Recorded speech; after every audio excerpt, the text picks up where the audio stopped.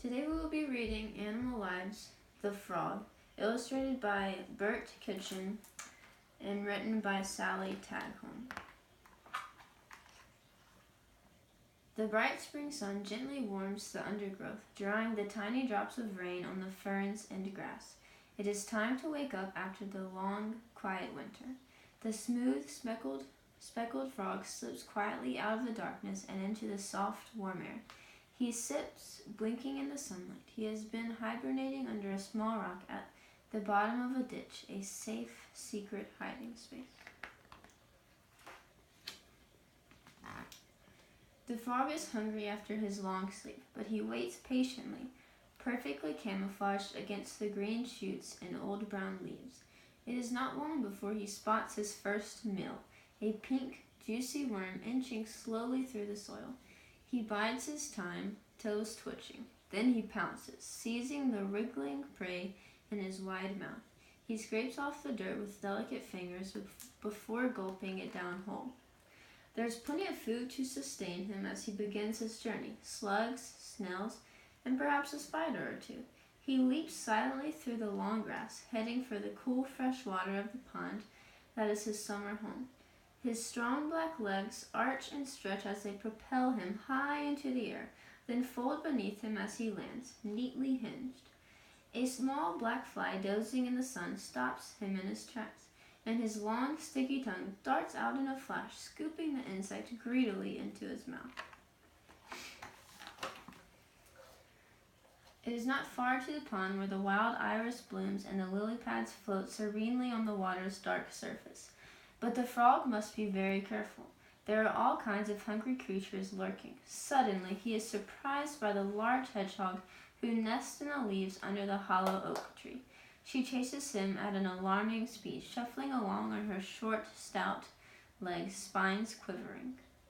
He narrowly escapes, launching himself through the air with his most athletic leaps until, at last, he plunges into the safety of the water. He surfaces again, briefly, curving up through the duckweed to snatch a gulp of air before diving back into the murky water. His strong hind legs slide smoothly behind him, their large webbed feet splayed out like slippery paddles. But soon he turns and heads back toward the sunshine. Clambering onto a lily pad, he joins the choir of male frogs, each croaking to find a mate. It is a tuneless din that saws through the air like a rusty orchestra. The pouch in his throat puffs up like a tiny balloon, turning each breath into an impressively loud croak. He doesn't even have to open his mouth or move his lips, so he can perform just as efficiently underwater. Before long, a female responds, grunting quietly in reply. She hops gingerly down the steep bank, rustling through the meadowsweet and reeds. Her smooth, damp chest is red now, and her body is fat and bulging with eggs. Each year, like clockwork, she comes back to the pond for the breeding season. She moves slowly after her journey and slides carefully into the cool water to join her new mate. All around them, the croaky chorus continues, filling the spring air. The pair swim side by side, graceful in the water. Soon he climbs onto her, piggyback, clasping her firmly under the arm so his fingers meet across her chest. He has a special spiny patch on each thumb to help him get a good grip. They swim in the shadowy embrace for one whole day and one whole night before she releases her stream of eggs. The male fertilizes them before they sink to the bottom of the pond and the frogs part. The tiny black eggs have no shells but are protected by a layer of jelly. This swells in the water, gluing the eggs together in a mass that floats up to the surface. The sun gently warms the frog spawn as the tadpoles grow, neatly curled inside their capsules, tempting food for ducks and fish. After 2 weeks, the tadpoles that survive will hatch and wriggle free into the water. So there's the tadpoles and there's the eggs. Once they have left their floating nursery, the tiny, newly hatched tadpoles cling tightly to the nearest weeds, swaying this way and that like extra leaves. After a few days, their mouths and eyes open, and they dart off through the water, long tails wriggling, breathing through special feathery gills just behind their heads. They swarm together in a school, eating a soup of slimy slimy green algae. But a fleet of predators lurks, including the newts who have also returned to the pond to breed. The tadpoles grow rapidly from day to day, and before long they start to lose their familiar slippery shape. They sprout miniature back legs, fully jointed and frog-like, with tiny webbed feet. Lungs develop inside their small bodies, and smooth, new skin covers the gills they no longer need. They swim to the surface, odd, in-between creatures, no longer tadpoles, but not yet frogs, and help themselves to floating insects and grubs. Within a month, their short front legs will appear, elbows first, turning them into tiny froglets with wriggling tails.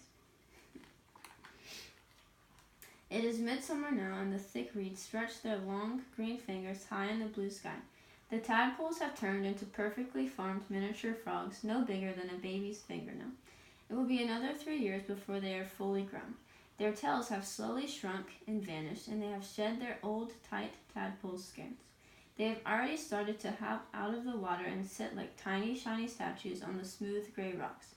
Soon they will swarm onto the banks of the pond, ready to investigate the world beyond. But the froglets are defenseless, and few will survive to adulthood. They are at the mercy of many creatures, both in the water and on land.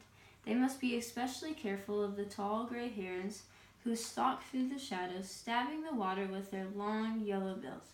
They are feeding their young and need plenty of beetles, water voles, and tender young froglets. The breeding season is over, and the adult frogs are quiet now, peering out from their hiding places around the pond. Others, submerged in duckweed, watch with periscope eyes as froglets hop high in the air like tiny acrobats. Below the surface, tadpoles of all shapes and sizes, some freshly hatched, others almost fully formed, grow to adulthood. And there's the facts about them, about the common frog, more about the frog, and it lists vocabulary and further information. All right.